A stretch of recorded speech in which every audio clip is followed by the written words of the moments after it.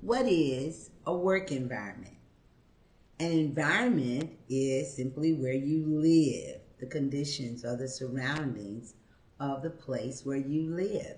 So then a work environment would be the surroundings and the conditions of the place where you work, your work environment.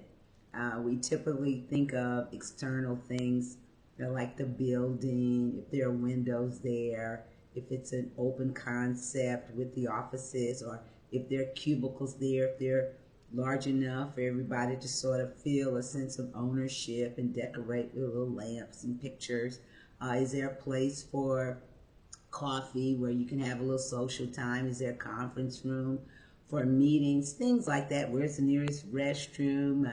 Do you come in and clock in, or do you do it on your laptop or your computer? These kinds of things that deal with physical space.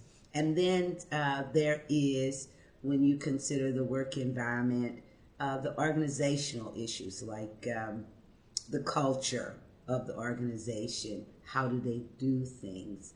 The mission or the vision, if a person is able to understand the mission of the organization, the goals that need to be met, protocol, delegation, who do you go to with certain issues and concerns, things like that inside a work environment. I want to add that there is a work environment within you that I call the internal work environment, the surroundings and the conditions that you have already set in your mind when you go into the workplace. In some cases, you may be bitter, or you may be uncomfortable, and you have this job because you couldn't get another job, so you're just going to go in there and do the least that's required. Or you may feel like you're being sabotaged, or somebody is trying to take your position when they have meetings and they ask for opinions. You may decide already, well, I'm not going to say what I think because nobody's going to listen to me. And that's your internal work environment, the surroundings and the conditions that you have set for yourself before you go in the workplace. Well, I want to challenge you with that, to reconsider the surroundings and the conditions that you have set and programmed in your mind before you get to the workplace, your internal work environment. Perhaps if you set some positive thoughts in your internal work environment, things might be a little different.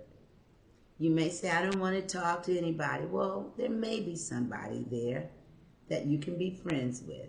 Not very deep, just cordial friends in the workplace. If a conversation is going on, you may not necessarily have to be a part of it, but you can say good morning. You can say hello. Somebody may ask you a question that you don't know the answer to. Just think it through. Say, you know what? Let me get back with you with that. I don't have an answer for you right now. And if there's a meeting in the conference room and you're called to the meeting and they want some ideas about reaching a goal or how things could be better, or they want to find out where the problems are, go ahead and take a risk and say it. It may not be accepted that day. It may come up again, but you'll know in your internal work environment, you have made yourself comfortable and you're making your surroundings comfortable so that you can do your best. As a Christian, I live on biblical principles, and in Ecclesiastes, there's a scripture that says, whatever your hands find to do, do it with all your might. Do it with all your might.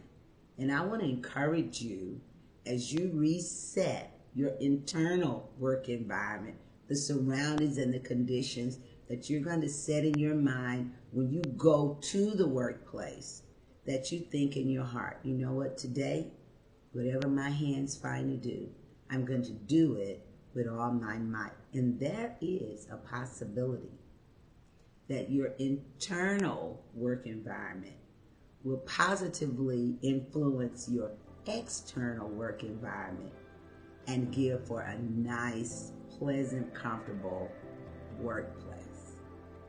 Whatever you do, do it with all your might.